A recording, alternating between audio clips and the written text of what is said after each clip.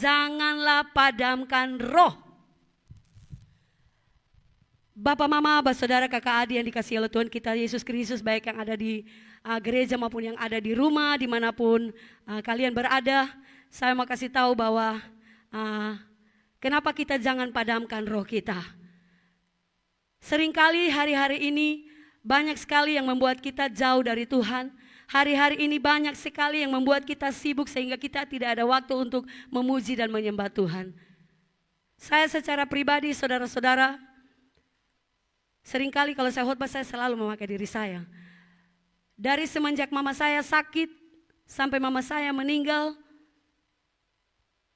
waktu-waktu yang sebenarnya saya biasanya datang untuk menyembah Tuhan, beberapa waktu ada di lantai begitu untuk menyembah Tuhan, itu semuanya terkuras hanya untuk mengurus mama. 1 bulan lebih. Tetapi saudara-saudara, bukan berarti saya tidak datang di hadapan Tuhan memuji dan menyembah, tidak. Ya, Tuhan ada di segala tempat.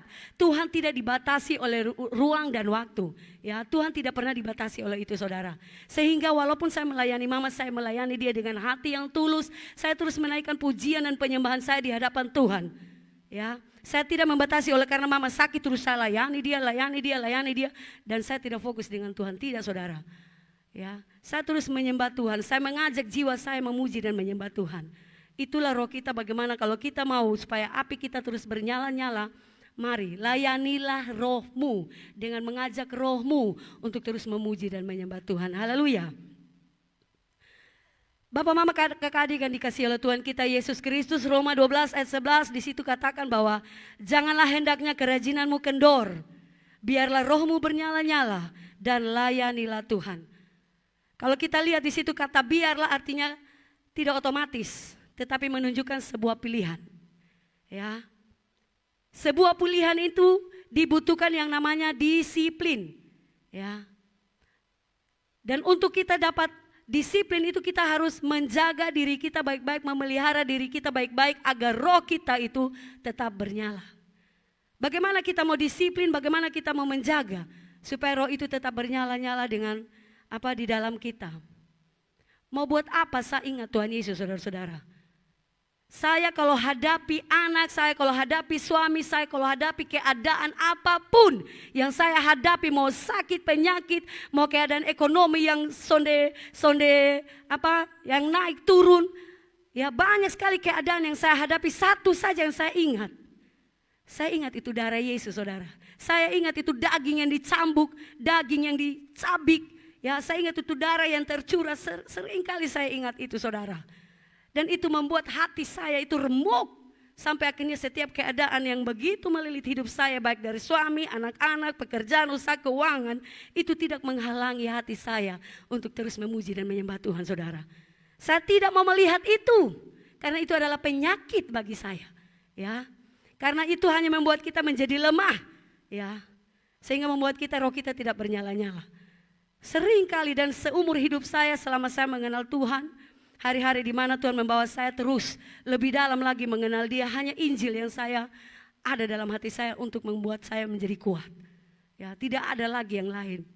Ataupun kalau ada yang lain itu mungkin dari teman-teman serohani saya, kawan sekerja yang selalu menopang saya, yang memiliki roh yang sama seperti saya. Karena tanpa dipelihara atau dijaga maka roh kita akan padam. Di sini ada, saya mau kasih tahu juga dalam pelayanan juga kita harus waspada, sayang. Ya, jangan kita menganggap bahwa pelayanan ini juga hanya rutinitas seperti upacara bendera setiap hari Senin di sekolah. Ya, jangan, saudara. Tetapi biarlah kita boleh menjaga, memelihara pelayanan kita dengan sungguh-sungguh, ya, sehingga setiap semangat yang ada pada kita untuk kita melayani Tuhan itu tidak kendor. Ya, saya juga sendiri sebagai pribadi, mungkin dalam beberapa ibadah yang ada di gereja saya tidak ada. Tetapi saudara-saudara yang dikasihi oleh Tuhan, walaupun saya tidak ada, tetapi doa saya terus ada dalam mendukung pelayanan di tempat ini. Dan saya juga punya tugas di luar untuk memberitakan Injil. Dan saya juga merasa Tuhan, kenapa sehingga saya ini tidak bisa ada waktu untuk setiap hari Sabtu berdoa di sini atau cook. Ini untuk pembelajaran bagi saya juga secara pribadi. Ya, Tuhan punya waktu yang indah untuk kita, bagaimana kita bisa dapat membagi waktu sebaik-baik mungkin. Ya, itu akan saya masukkan dalam pembahasan kita pada malam hari ini. Ada 4 hal yang harus kita waspadai sehingga passion kita itu ya tidak padam, apa yang ada dalam diri kita, semangat kita itu tidak padam dan tidak redup, tetapi kita tetap semangat. Ya, apa yang membuat semuanya itu sehingga kita menjadi patah semangat? Yang pertama, kepuasan akan diri sendiri, egois. Di sini saya mencatat ada 4 hal. Yang pertama, kepuasan akan diri sendiri atau egois. Orang yang dalam zona nyaman biasanya menjadi puas diri. Ini akan menyebabkan kemalasan sehingga orang akan kehilangan arah dan tujuan. Pernah saya dalam satu titik begitu berapi-api melayani Tuhan, saudara-saudara. Tapi ada satu titik tiba-tiba saya lemah. Lemah karena apa? Setiap hari berdoa, setiap hari jalan, hanya menghadapi satu masalah saja, saya lemah sekali. Itu pernah saya hadapi, saudara. Dan saya percaya juga kita semua yang ada di sini, kalau kita sudah bergiat-giat tiba-tiba dapat sesuatu masalah, tidak mungkin kita bergiat terus. Pasti kita punya titik kelemahan kita. Nah, apakah dalam titik kelemahan itu kita mau terus berjuang dengan Tuhan atau kita mau ikut itu kelemahan itu? Kita tidak mau semangat, kita tidak mau bangkit. Saya percaya kalau kita sebagai anak-anak Tuhan, ahli waris kerajaan Allah, saya percaya kalau kita punya Bapa yang dapat kita minta Dia kekuatan. Ya, sehingga masalah yang kita hadapi, situasi, keadaan, kondisi yang kita hadapi membuat kita lemah. Di saat kita minta, Bapa berikan saya kekuatan. Ya, sehingga setiap masalah itu dapat kita atasi, dapat kita lewati. Mungkin hari ini masalah, besok masalah, lusa masalah. Tetapi kita jalani itu masalah, saudara. Bukan berarti masalah ini hari, besok, lusa. Kita tidak jalani ini 3 hari ini. Kita lewati, saudara.